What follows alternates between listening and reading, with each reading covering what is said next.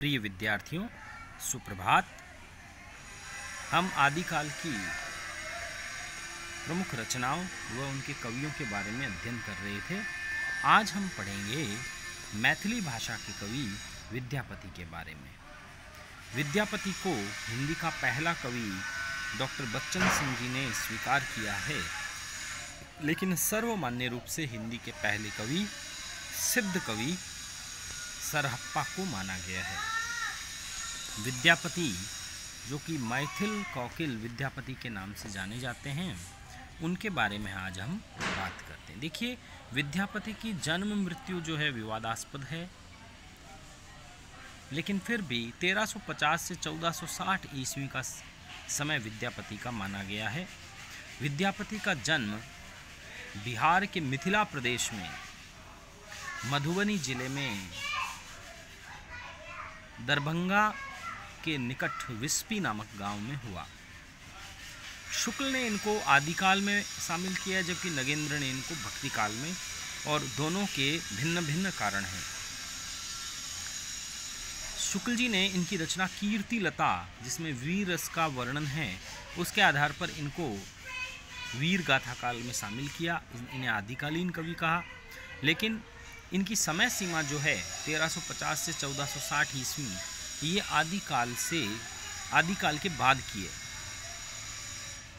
इसलिए नगेंद्र ने इनके साहित्य में विद्यापति की पदावली में कृष्ण भक्ति के पद को दृष्टिगत रखते हुए इन्हें भक्ति काल की समय सीमा में रखा। ये आदिकाल और भक्ति काल के संधि कवि कहलाते हैं। इनके पिता गणपति ठाकुर जो थे, वे मिथिला के तिरहुत के दरबार में कवि थे। गणपति ठाकुर संस्कृत के प्रकांड विद्वान थे, उच्च कोटि के राज्याश्रित कवि थे। तो पिता से विद्यापति को कविगत संस्कार मिल गए बचपन से ही। स्वयं विद्यापति बहुभाषाविद थे और इनका साहित्य 3 भाषाओं में देखने को मिलता है, संस्कृत, मैथिली और अवट। सबसे पहले हम बात करते हैं संस्कृत की। तो संस्कृत में इनकी कुछ भक्ति की रचनाएं हैं। विद्यापति शैव थे, शिव को मानने वाले थे, शिव की पूजा करने वाले थे। शैव सर्वस्वसार, गंगा वाक्यावली, दुर्गा भक्त तरंगिनी, भू परिक्रमा और पुरुष परीक्षा जैसी इनकी रचनाएं संस्कृत भाषा में लिखी गई है। अवट भाषा में, जिसे उत्तर अपभ्रंश माना जाता है, अपभ्रंश का बढ़ा हुआ रूप माना जाता है, उसमें इन्होंने 2 प्रशस्ति काव्य लिखे। प्रशस्ति काव्य अर्थात राजाओं के की प्रशंसा करना, उनके चरित्र व उनकी वीरता की प्रशंसा करना। ऐसी रचनाएं कीर्तिलता और कीर्तिपताका मानी जाती है। वह रचना जो मैथिली भाषा में लिखी गई, जिसमें विद्यापति संसार में प्रसिद्ध हुए, वह रचना थी पदावली।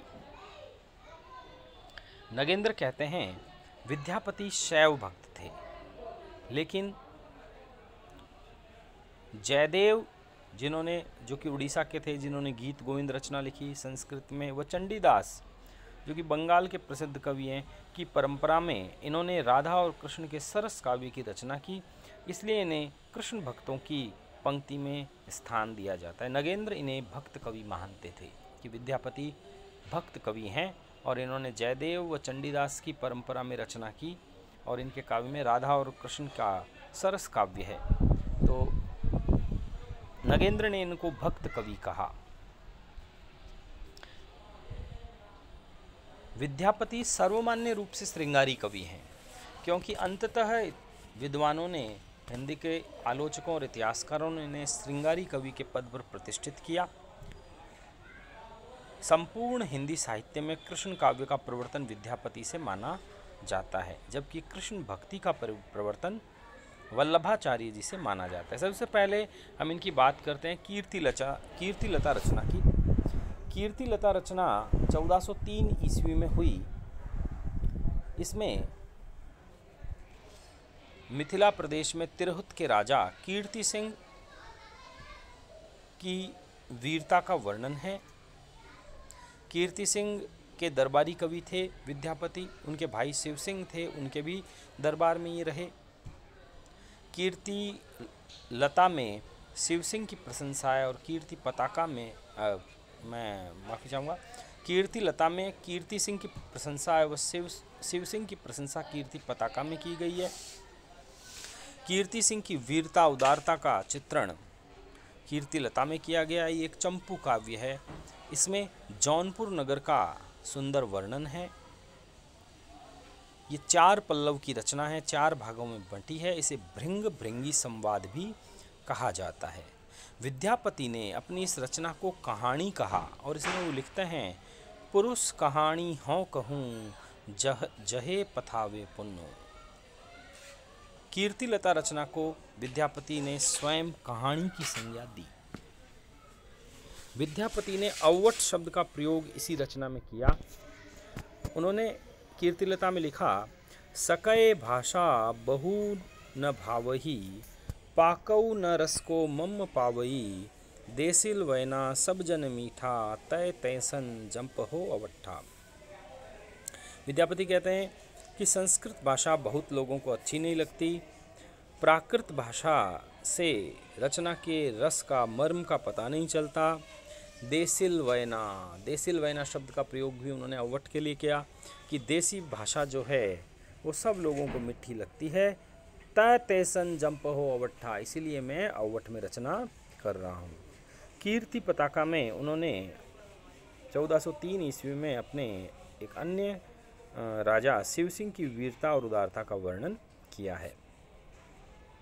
अब हम बात करते हैं विद्यापति की वह रचना जिससे हिंदी साहित्य में वो प्रसिद्ध हुए, वह थी पदावली।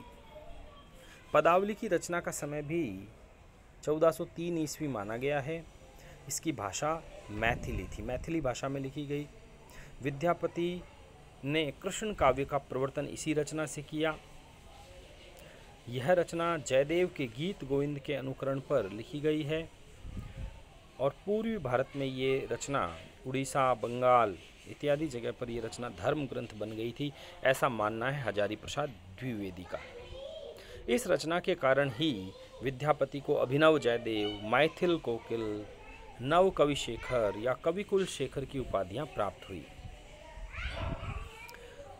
पदावली के विषय में कहा जाता है कि चैतन्य महाप्रभु, बंगाल में चैतन्य संप्रदाय के प्रवर्तक चैतन्य महाप्रभु जो थे, वो विद्यापति के पदावली के गीत गाते गाते बेहोश हो जाया करते थे। पदावली का वर्णनीय विषय है राधा और कृष्ण के प्रेम का श्रृंगारिक, मादक व काम वासना युक्त चित्रण। देखिए, इन पंक्तियों से स्पष्ट पता चलता है कि राधा और कृष्ण की भक्ति करना इनका उद्देश्य नहीं था। इन्होंने राधा और कृष्ण के प्रेम का जो श्रृंगारिक, मादक, अंग प्रत्यंगों का व काम वासना का जो चित्रण किया है, इससे विद्यापति को हिंदी साहित्य में श्रृंगारी कवि के पद पर प्रतिष्ठित किया गया। पदावली रचना में भक्ति व श्रृंगार का समन्वय है। इसमें सद्य स्नाता नारी यानी तत्काल स्नान करके आई हुई युवती, वयसंधि अर्थात किशोर अवस्था का चित्रण व अभिसारिका, दुल्हन के रूप का चित्रण इसमें किया गया है। नायक से मिलने जाती हुई नायिका का चित्रण किया गया है। विद्यापति एक भक्त कवि हैं। कौन कहते हैं? नगेंद्र जी कहते हैं, ग्रियर्सन कहते हैं। ग्रियर्सन ने इनको भक्त कवि व पदावली में रहस्यवाद की व्याप्ति बताई। हजारी प्रसाद द्विवेदी कहते हैं, उन दिनों ये रचना पूर्वी भारत में धर्म ग्रंथ बन गई, इसलिए इनको भक्त कवि व श्रृंगार रस के वाक्य सिद्ध कवि कहा। श्रृंगारी कवि के रूप में शुक्ल जी ने प्रतिष्ठित किया और उनका ये उद्धरण हिंदी साहित्य में बहुत प्रसिद्ध है। उन्होंने कहा, इस रचना के अधिकांश पद श्रृंगार के थे। राधा व कृष्ण नायक नायिका थे। इन्होंने श्रृंगार की दृष्टि से इन पदों की रचना की, भक्त के रूप में नहीं।